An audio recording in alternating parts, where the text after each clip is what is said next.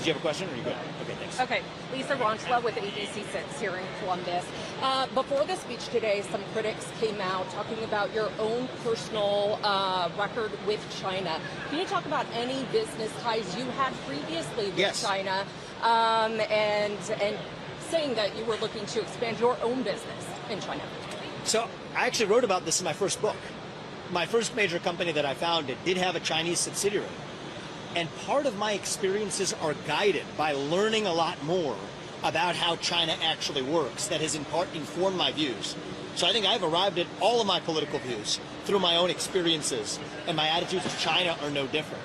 So that first business, we actually quietly exited China as my eyes were opened to the real risks of doing business there.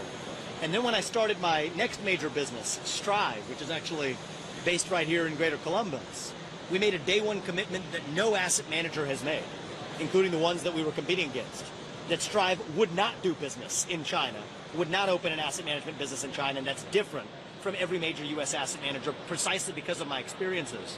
But part of what I say is also, even though I offered examples of U.S. CEOs and companies that have gone on to do business in China, listen to that speech, I was very careful not to bash them. I think the problem is the U.S. government, whose job it is to actually look after U.S. security interests. We can't rely on companies to do it. That's the job of a U.S. president. That's the role I'm running for. And that's why I'm able to say, in an unencumbered way, what many other people who are captured by business interests cannot. We have to declare economic independence from China. Just a quick follow-up. When did you quietly leave from China, and how long were you there? It was a pretty short-lived tenure in China. I don't have the exact dates handy, and it's been years since I was CEO of the company. But I was CEO of the company when we opened the Chinese subsidiary, and I was still involved with the company at the time that we quietly began to exit in a way that I don't believe, and you have to talk to the company because I haven't been involved in it, but I don't believe that the company has operations in China today. But Strive, the next company that I did start and lead, had a day one commitment that we would never do business in China. And I think that that's something that is unique.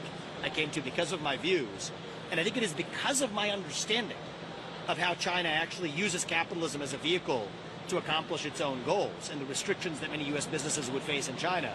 It is partly that experience that allows me to speak much more openly about it now than most U.S. CEOs. And I think it's telling that even when U.S. CEOs were talking to lawmakers on Capitol Hill recently, they asked for confidentiality in a closed-door session. Why? Because they're scared of the CCP. That's wrong, and it will take a U.S. president with a spine to actually fix that. Thank you.